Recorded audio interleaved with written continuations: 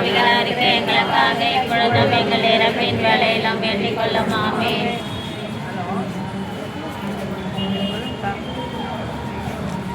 பாவிகளாக இருக்க எங்களுக்காக இப்பொழுதும் எங்கள் இறப்பின் வேலையெல்லாம் வேண்டிக் கொள்ளும். ஆமென்.